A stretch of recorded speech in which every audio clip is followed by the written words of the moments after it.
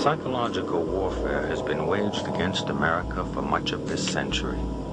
This war for the mind of the public has been facilitated by the emergence of mass media and the transformation of American education by behavioral psychologists.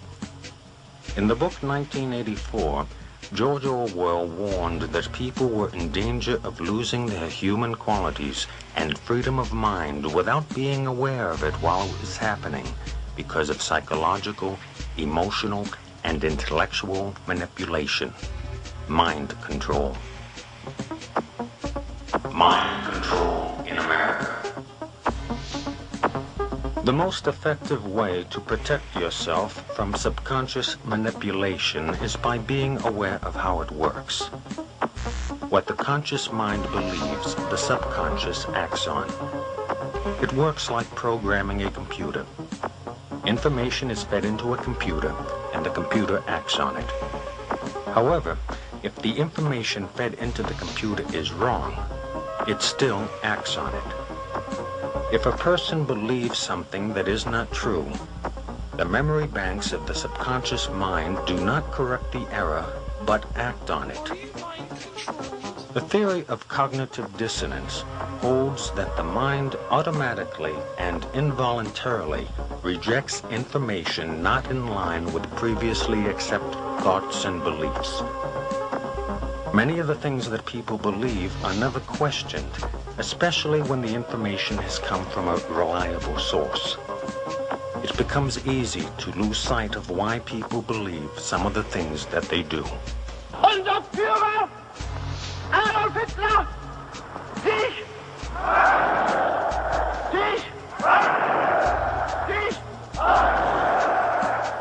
People can be led to believe something that is not true when that information is carefully timed and presented by an accepted and respected authority. The purpose of propaganda is to direct public attention to certain facts. The whole art consists in doing this so skillfully that everyone will be convinced that the fact is real, wrote Adolf Hitler in Mein Kampf. To be effective, propaganda must constantly short-circuit all conscious thinking and operate on the individual subconsciously.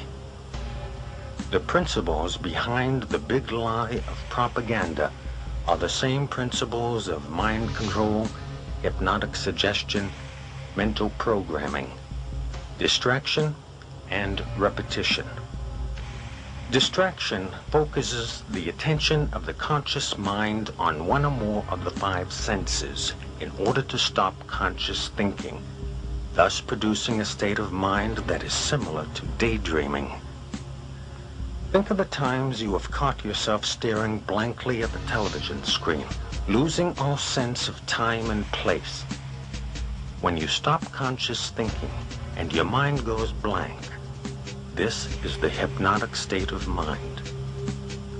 This altered state occurs naturally, but can also be induced by clever manipulation.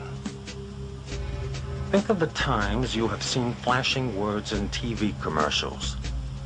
The flashing words are a distraction for your eyes to lock onto in order to induce hypnosis. The purpose of this is to reduce any resistance to the message by stopping all thought and analysis. Watching television often produces an altered state of consciousness. Though not consciously perceived, the television screen, while appearing static, actually flickers. Any repeating light or sound pattern can lead you into an altered state. A hypnotist uses pattern speech by varying the pacing and inflection of his voice to induce this state of mind in his subject. It is in this state of mind where one is the most receptive to mental programming. Whether or not the information takes hold in the mind depends on two factors: trust in the source of the information and repetition of the message. Trust in the source of the information induces acceptance of the message as true, even if it is not understood. Repetition of the message embeds it in the subconscious so that acceptance of its truth and accuracy becomes a conditioned response. Thus, this information will be accepted as true without thinking about it whenever it is presented again. Subliminal perception is the process whereby you receive and respond to visual and sound information without being aware of it.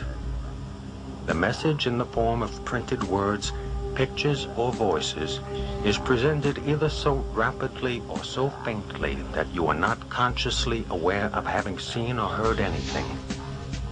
In 1957, marketing researcher and psychologist James Vickery tested subliminal ads in a New Jersey movie theater.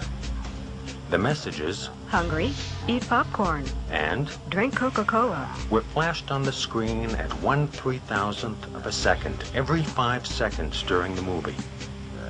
Sales increased for popcorn and Coca-Cola. Every major advertising agency in North America has sponsored extensive research into subliminal perception.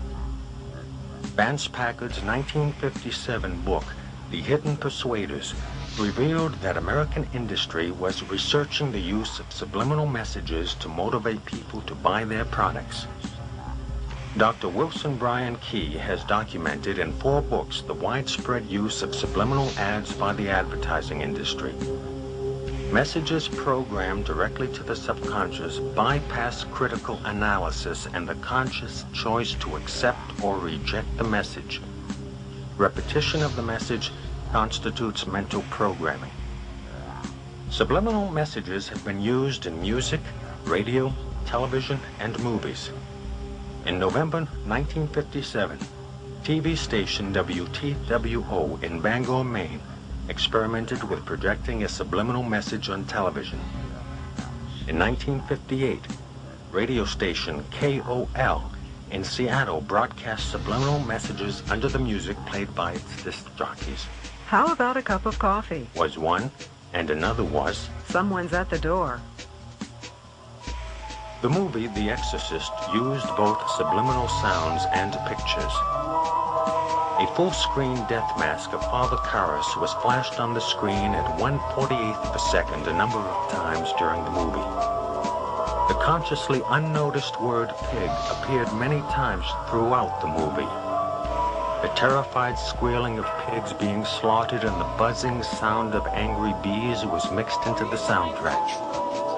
Laboratory experiments show that people will react to certain words, pictures, and sounds with quickened pulse, faster breathing, sweating palms, and other indications of heightened emotions.